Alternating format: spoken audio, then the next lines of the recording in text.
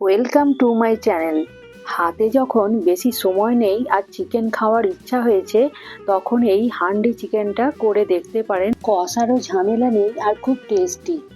1 kilo চিকেনকে লেবুর জলে 10 মিনিটের জন্য ভিজিয়ে রেখেছিলাম। আদা, রসুন, কাঁচা লঙ্কার পেস্ট বানিয়ে নেব। চিকেনটা লেবুর জল থেকে তুলে নিয়ে তাতে কিছুটা সর্ষের তেল, 3 চামচ থেকে 4 চামচ মতো গুঁড়ো লঙ্কা, 1 চামচ ধনে গুঁড়ো, 2 চামচ জিরে গুঁড়ো, হলুদ, নুন আর 4টে শুকনো লঙ্কা, আদা রসুনের পেস্ট 2 চামচ আর 4 চামচ দই মিশিয়ে দিলাম। 4টে পেঁয়াজ আর একটা টমেটো কুচি এর মধ্যে দিয়ে ভালোভাবে মিশিয়ে নিলাম। এইভাবে আলাদা করে না মেশালেও হবে, হাঁড়ির মধ্যে সব উপকরণগুলো একসঙ্গে দিয়ে দিলেও হবে।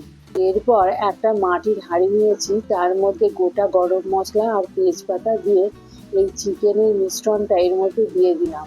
তারপর ধনেপাতা কুচি আর একটা গোটা রসুন দিয়ে ঢাকা দিয়ে রেখে দিলাম। লো ফ্লেমে 1 ঘন্টা রাখার পরে গরম মশলা আর একটু ঘি দেব, এটা অপশনাল। তারপর গরম গরম বিরিয়ানির সঙ্গে সার্ভ করব। গোটা রসুনটা ভাতের সঙ্গে মেখে খেতে দারুণ লাগে। ভিডিওটা ভালো লেগে থাকলে আপনারা লাইক, শেয়ার, কমেন্ট আর সাবস্ক্রাইব করবেন। আর যদি ফেসবুকে দেখে থাকেন তাহলে পেজটাকে ফলো করতে ভুলবেন না। Thank you.